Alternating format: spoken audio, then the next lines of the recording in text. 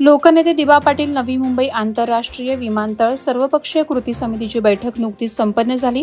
यामध्ये विमानतळाला लोकनेते दिबा पाटलांचं नाव देण्यासाठी पंतप्रधान नरेंद्र मोदी यांना पत्र पाठवून लवकरात लवकर नाव देण्याचा ठराव मंजूर करावा अशी विनंती पंतप्रधानांना करायचे ठरले आहे।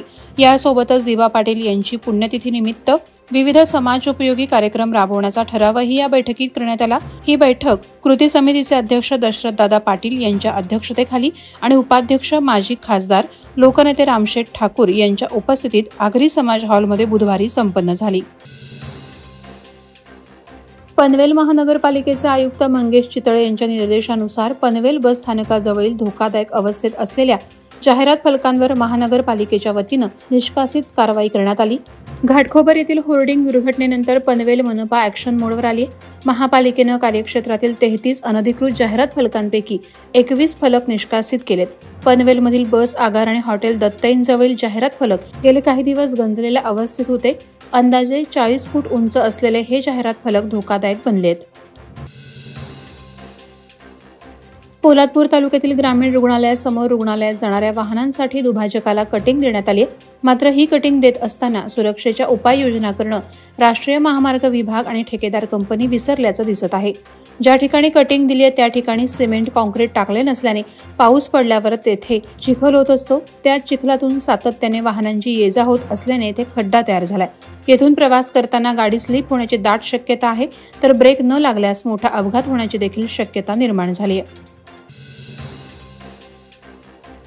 नवी मुंबईतील तुर्भे सेक्टर 21 तसंच तुर्भे गावामध्ये विद्युत महावितरण कंपनीचा भोंगळ कारभार पाहायला मिळतोय। येथील वीज वाहक तारा संपूर्णपणे खराब झाल्या असून काही पोल मोडकळीस आलेत। तसंच Turbhe sector 21A2 type colony येथे अनेक ठिकाणी विद्युत तारा उघड्यावर असून कोणत्याही क्षणिक शॉक लागून अपघात होण्याची शक्यता वर्तवली जाते।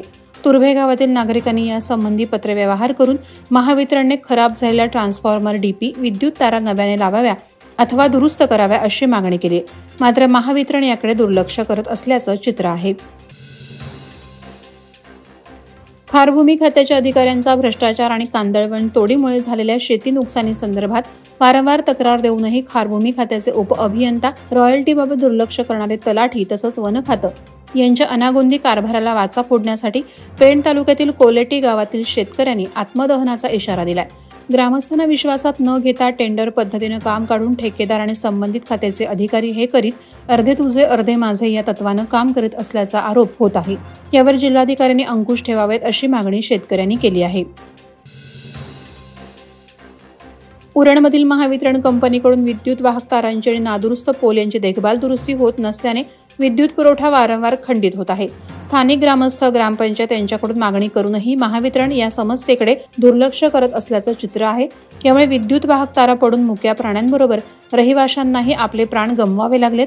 महावितरण कंपनीच्या अभियंत्यांनी उरण तालुक्यातील जीर्ण झालेल्या विद्युत वाहक तारा आणि सडलेले लोखंडी पोल दुरुस्तीची कामं तातडीनं हाती घ्यावी अशी मागणी धुतुमच्या सरपंच सुचिता ठाकूर यांनी केली आहे। MPSC परीक्षेत घवघवीत यश मिळवणाऱ्या दीपाली पाटील हिचा शिवसेना उद्धव बाळासाहेब ठाकरे पक्षाकडून विशेष सत्कार करण्यात आला। पनवेल तालुक्यातील देवीचा पाडा येथे राहणाऱ्या दीपालीची करनिर्धारण आणि प्रशासकीय अधिकारीपदी निवड झाल्याबद्दल शिवसेना तालुका प्रमुख विश्वास पेटकर, विभाग प्रमुख प्रमोद पाटील, उपविभाग प्रमुख परशुराम भोपी, युवासेना तालुका अधिकारी मनोज कुंभारकर, युवासेना पनवेल विधानसभा चिटणीस जीवन पाटील, शाखा प्रमुख आणि सरपंच नितळस संदीप पाटील आणि मान्यवरांच्या उपस्थितीत गौरव करण्यात आला। मुंबई गोवा हायवेचं रेंगाळलेलं काम आणि अपुऱ्या कामांची अवस्था ही अपघातास कारणीभूत ठरत असल्याचं चित्र मनसेकडून उघड करण्यात आलं। महामार्गावरील कर्नाळा अभयारण्य परिसरातील मुख्य वळणावर मागील काही दिवसात अनेक अपघात झाले असून त्याचं मुख्य कारण रस्त्याची अर्धवट राहिलेली साईड पट्टी आहे। त्यामुळे या भागात किमान 6 ते 7 इंच खोलीच्या खड्ड्यात वाहनं घसरून अपघात होत आहे। या गोष्टीची दखल घेत मनसेचे रस्ते साधन वाहतूक संघटक किरण गुरव यांनी मनसैनिकांसमवेत पाहणी केली। त्यानंतर त्वरित राष्ट्रीय महामार्ग अधिकाऱ्यांनी खड्ड्याचा प्रश्न मार्गी लावला। त्यामुळे मनसैनिकांचं कौतुक होत आहे। निरीक्षक राज्य उत्पादन शुल्क भरारी पथक क्रमांक 2 पनवेल यांनी पनवेल मुंब्रा हायवेच्या डाव्या बाजूस स्टार वेल्डिंग वर्कर्सच्या समोर तळोजे येथे छापा टाकून महिंद्रा XUV 500 गाडीत आरिफ जाकीर शेख वय 25 वर्ष राहणार सायन आणि परवेज बाबू अली शेख वय 29 वर्ष राहणार सायन कोळीवाडा यांच्यासह पांढऱ्या रंगाच्या नायलॉन गोण्यामध्ये 414 किलो म्हणजे सुमारे 1 कोटी रुपयांपेक्षा जास्त किमतीचा गांजा हस्तगत केलाय। यावेळी सुमारे 1,13,90,000 रुपये किमतीचा गांजा, वाहन आणि मोबाईल असा मुद्देमाल जप्त करून 2 आरोपींना अटक करण्यात आली। हे आरोपी आंतरराज्यीय टोळीचे सदस्य असल्याची दाट शक्यता वर्तवण्यात आली आहे। नागोठणे विभागातील श्रीमंत ग्रामपंचायत समजल्या जाणाऱ्या ऐनघर ग्रामपंचायतीच्या सरपंचपदी शिवसेना शिंदे गटाच्या अर्चना सचिन भोसले तर उपसरपंचपदी भाजपाचे भगवान शिद यांची बिनविरोध निवड झाली आहे। या निवडीमुळे नागोठणे विभागात शिंदे गटाने ऐनघर ग्रामपंचायतीच्या रूपानं आपला झेंडा फडकवत दमदार एंट्री केली आहे। अर्चना भोसले या ग्रामपंचायतीच्या प्रभाग क्रमांक 3 मध्ये समाविष्ट असलेल्या बाळसई गावातील सदस्य आहेत। अर्चना भोसले यांच्या रूपानं बाळसईतील भोसले कुटुंबाकडे दुसऱ्यांदा सरपंच पद आलं। यावेळी कार्यकर्त्यांनी फटाक्यांची आतषबाजी करत पेढे वाटून आनंद साजरा केला। वादळवारा लाईव्हसाठी न्यूज ब्युरो, रायगड।